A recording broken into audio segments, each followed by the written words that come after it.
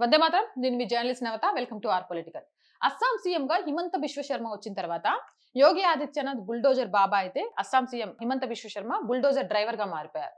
అంటే బుల్డోజర్లు తీసుకురావడమే కాదు, అవసరమైతే డ్రైవ్ చేసి కూడా వాటిని నాశనం చేస్తామని చూపించారు. మాదక ద్రవ్యాలకు సంబంధించి బుల్డోజర్ ఆయనే స్వయంగా డ్రైవ్ చేసి, ఆ తర్వాత అస్సాంకి సంబంధించి సంచలన వ్యాఖ్యలు అన్ని చేయడంలో కూడా ఈయన చాలా పేరు తెచ్చుకున్నారు. నేను ఇక్కడ ముస్లిం జనాభాను పెరగడం కొంతవరకు ఆపగలను కానీ ఒక దశాబ్ద కాలం తర్వాత దీన్ని ఎవరు ఆపలేరు.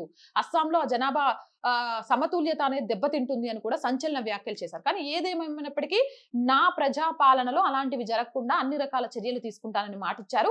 ఆ మాటను నిలబెట్టుకుంటున్న తరుణంలో మళ్ళీ రెండోసారిగా అస్సాం ముఖ్యమంత్రిగా ప్రమాణ స్వీకారం చేశారు. ఈ టైంలో ఉత్తరాఖండ్ తీసుకున్న సంచలన నిర్ణయం తర్వాత అస్సాం మరొక సంచలన నిర్ణయాన్ని తీసుకుంది. దేశవ్యాప్తంగా ఉత్తరాఖండ్ మొదటి రాష్ట్రం అయితే, రెండవ రాష్ట్రంగా అస్సాం సరికొత్త చరిత్రను సృష్టించింది. ఇంతకీ ఏంటి అనుకుంటున్నారా? Uniform civil code, UCC. Yes, uniform civil code Assam bill 2026 ని ఆమోదించింది.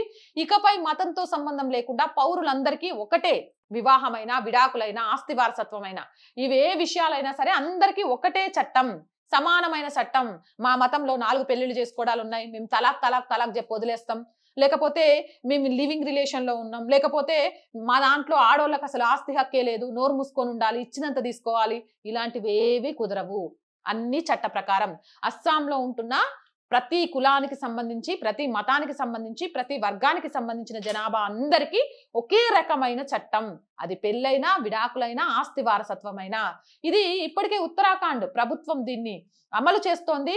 ఇప్పుడు అస్సాంలో కూడా ఇది అమల్లోకి వచ్చింది. భిన్నత్వంలో కూడిన భారతదేశంలో ఒకే దేశం, ఒకే చట్టం వైపు పడిన ఒక ధైర్యమైన అడుగు అని ప్రతి ఒక్కరూ కొనియాడుతున్నారు. Assam assembly uniform civil code bill 2026ను ఆమోదించడం నిజంగానే దేశ రాజకీయ మరియు సామాజిక చిత్రపటంలో ఒక చారిత్రాత్మకమైన మైలురాయి అని చెప్పొచ్చు. ఎందుకంటే అస్సాంలో జనాభా, గిరిజన జనాభాతో పాటు ముస్లిం జనాభా, ముఖ్యంగా అక్రమ వలసదారులుగా వచ్చిన ముస్లిం జనాభా చాలా ఎక్కువగా ఉంది.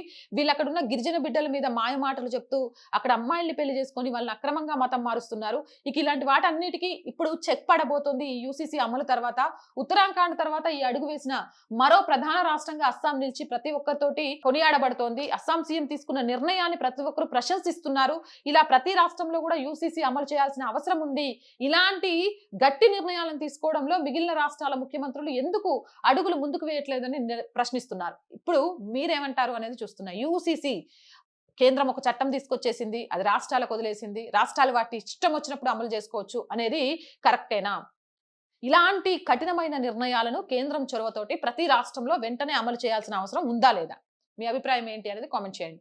జై హింద్, జై భారత్. అండ్ రోజు చెప్తుందేనండి, R group of channels, R Voice, R Political, R Sanskriti, 3 మన ఛానల్సే. So please subscribe our channels. Content బాగుంది అనిపిస్తే లైక్ చేయండి, షేర్ చేయండి. మీ అభిప్రాయం ఏదైనా కామెంట్ చేయండి. అండ్ ఆర్థికంగా ఆర్ వాయిస్ కి చేయూతనందించండి. మీరు చేస్తున్న ఆర్థిక సహాయం వల్ల మాత్రమే ఈ ఛానల్ నడుస్తుంది. అలాగే సపోర్ట్ చేస్తారని ఆశిస్తున్నాం. ఆర్థికంగా సపోర్ట్ చేయాలి అంటే సబ్స్క్రిప్షన్ పక్కనే జాయిన్ అనే బటన్ ఉంది. 1 to 5 లెవెల్స్ ఉన్నాయి. ఏదో ఒక లెవెల్లో సపోర్ట్ చేయండి. స్క్రీన్ మీద గూగుల్ పే, ఫోన్ పేతో పాటు అకౌంట్ డీటెయిల్స్ ఉన్నాయి. మీకు తోచిన సహాయాన్ని అందించండి. వ్యాపార ప్రకటనల కోసం 8328 500 576 నెంబర్ని సంప్రదించండి. జై హింద్, జై భారత్.